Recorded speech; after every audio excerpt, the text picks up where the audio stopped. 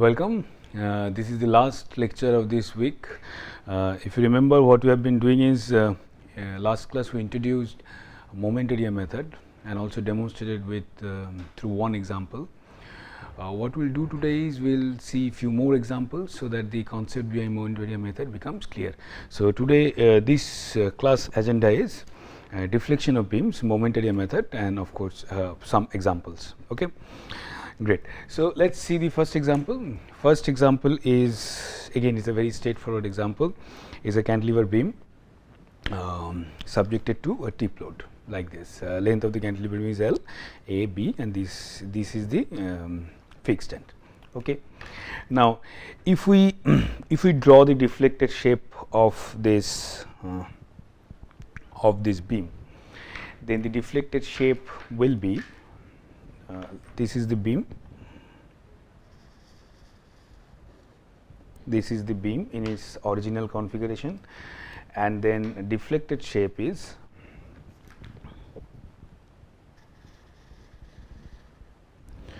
you see at this point, at point A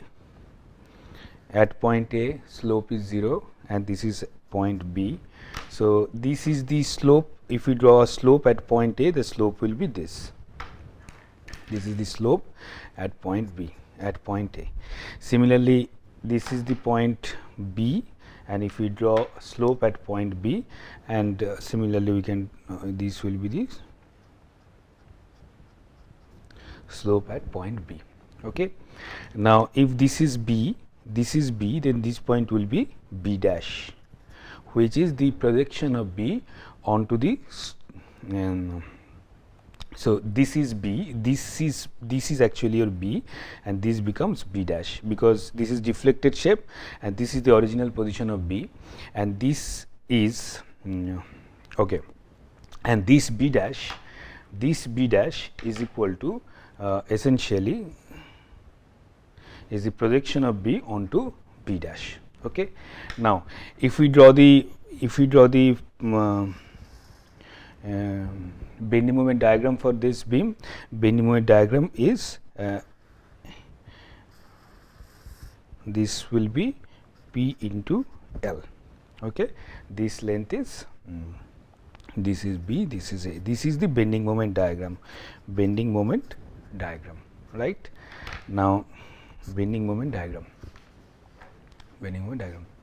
Now, we know how to draw the bending moment diagram for this beam. Right.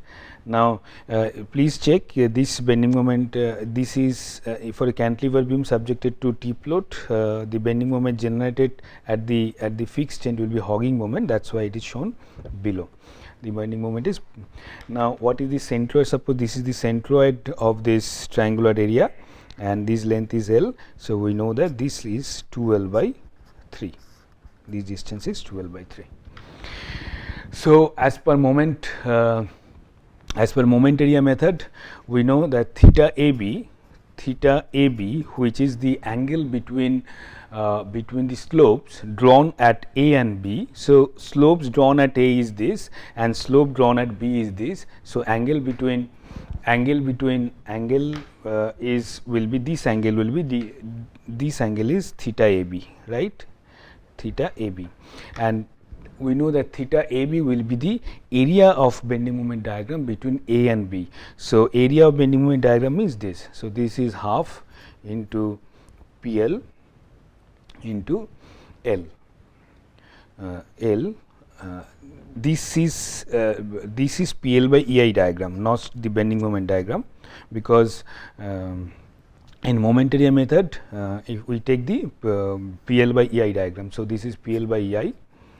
So, this become P L square by 2 EI. So, angle between the slope at A and B is P L square by 2 EI. Now, what is angle between A and B? Theta A minus theta B, right? Theta A minus theta B is equal to P L square by 2 EI. Now, angle at A, slope at A is equal to 0 because it is fixed end. So, this is equal to 0. This is equal to 0.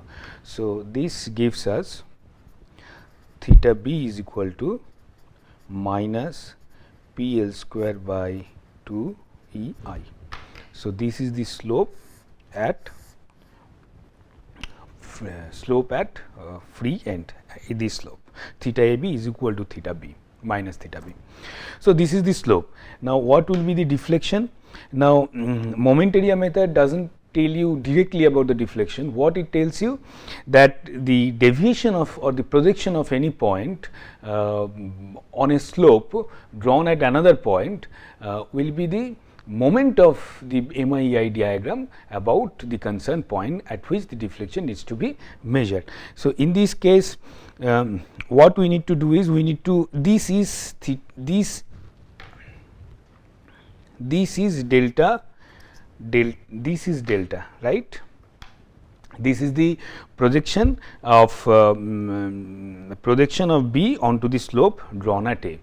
Now, since slope drawn at A, because at A slope is 0, so this projection itself gives you the deflection at point B.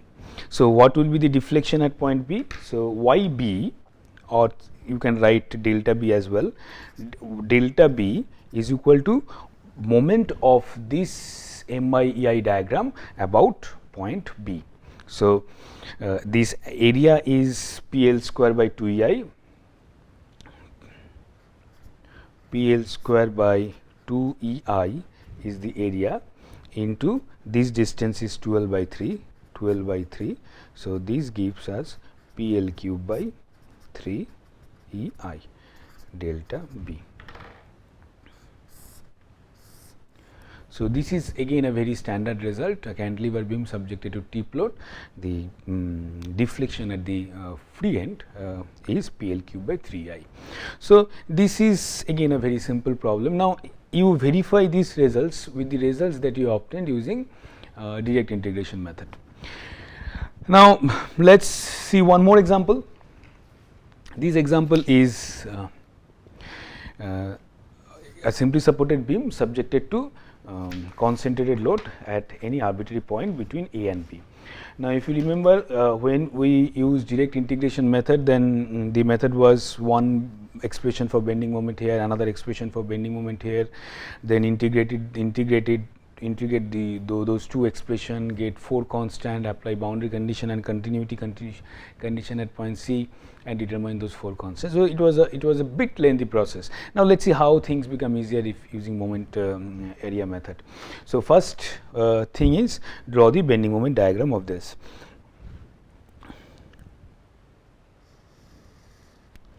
Okay. At this point and at this point, bending moment will be 0. So, and at this point bending moment will be maximum. So, this is the bending moment diagram. This is the bending moment diagram, right. This is point A, this is point B, and this value is, this is BMD, bending moment diagram, and this value is PAB, this is P, this value is, let's write PAB by L. And now, since we need to use the M by EI diagram, and this divided by 1 by EI.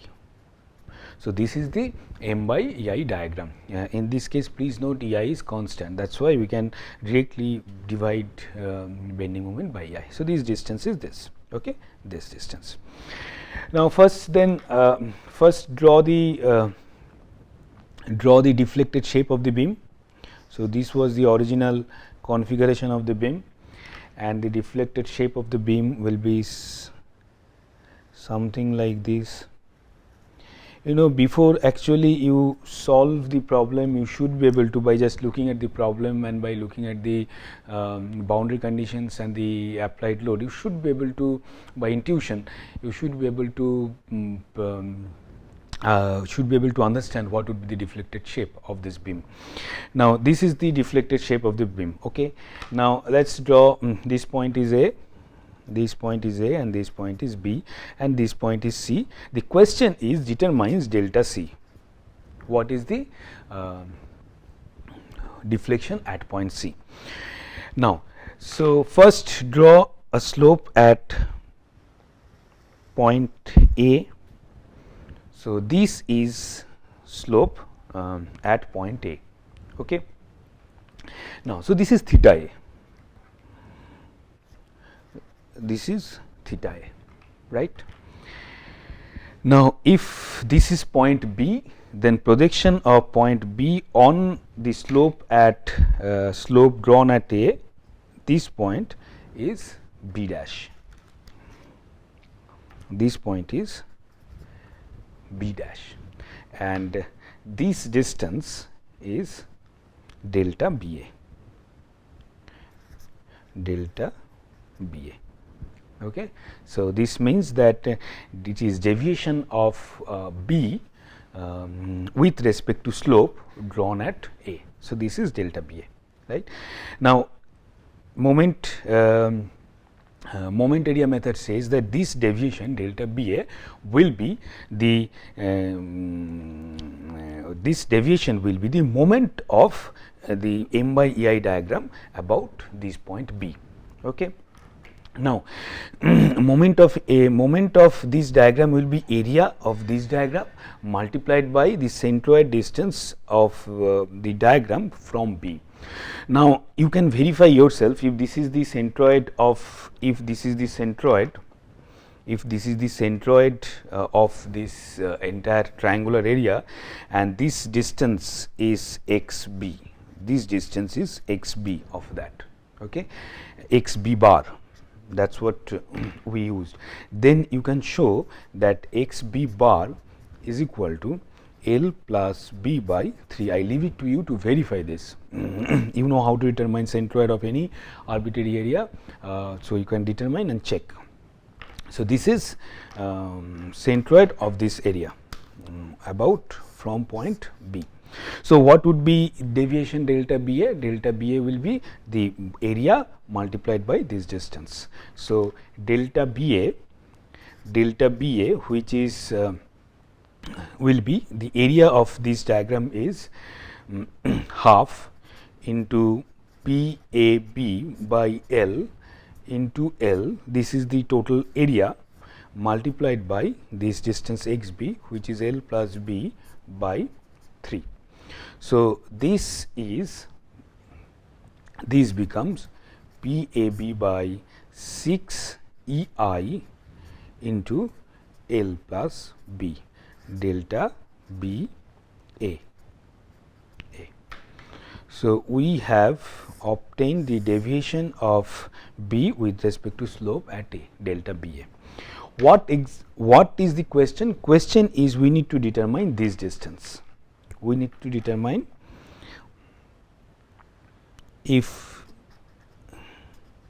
this is delta C, we need to determine this distance. Okay. Now, suppose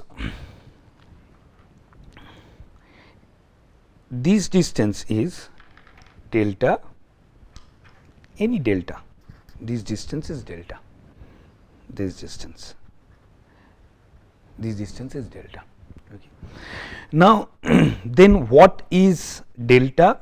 Delta is essentially the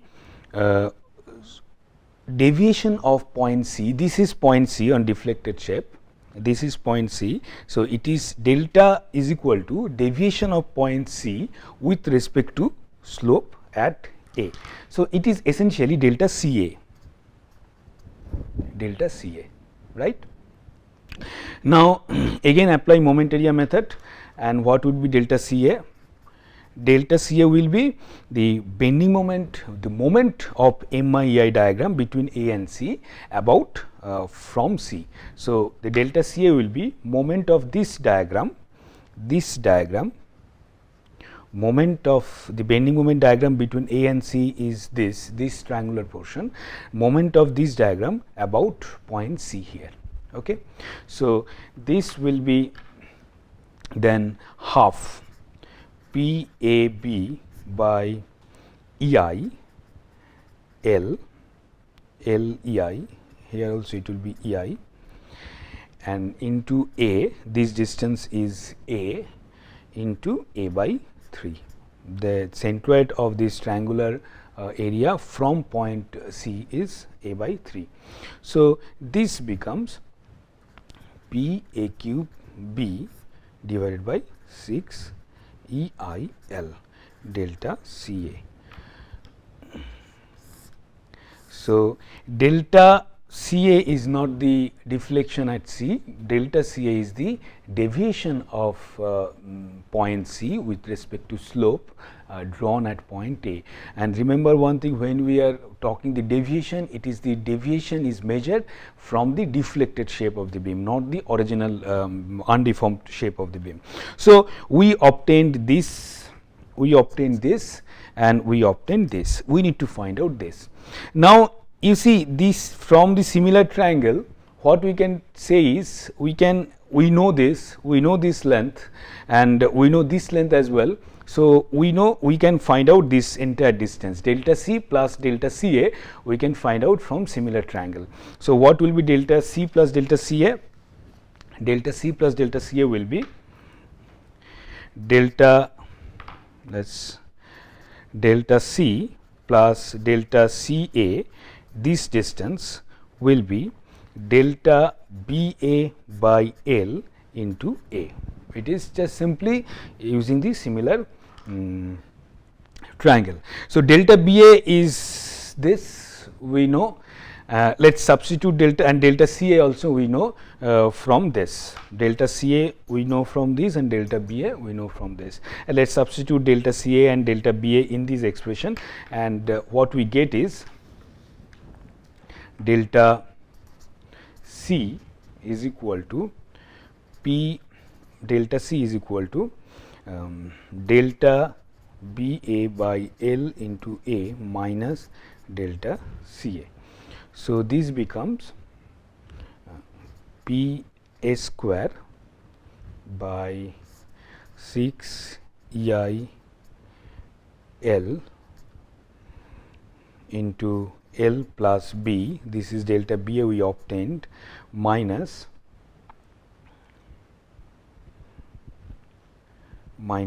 P A cube B by 6 EIL, and you do some simplification, and finally, you will get delta C is equal to P A square B square by 3 EIL.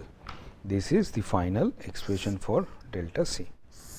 Please check, we have determined the expression for delta for this problem using direct integration method, and there you substitute x is equal to and then check whether you are getting this value or not.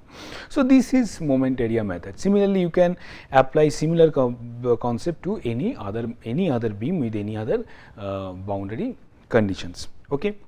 Now, 2-3 points quickly, let me tell you. You see, when we draw the bending moment diagram, then for instance, if just now for a cantilever beam which is subjected to load P, and we know the bending moment diagram is PL here, okay, PL here. And similarly, we can draw bending moment diagram for any problem. Now, irrespective of this bending moment diagram depends only on what? Only on this applied load. For a given length of a beam, this bending moment diagram depends on the applied load. If P is more, then bending moment is more, and P is less, and bending moment is less. It does not depend on what material the beam is made, what would is the cross section of the beam, right?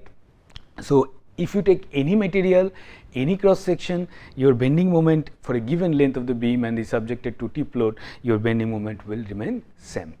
But then does it mean that the material has no role into play? Yes, it has. It plays a role in calculating of deflection. So, deflection is a function of material property, because the Young's modulus comes there.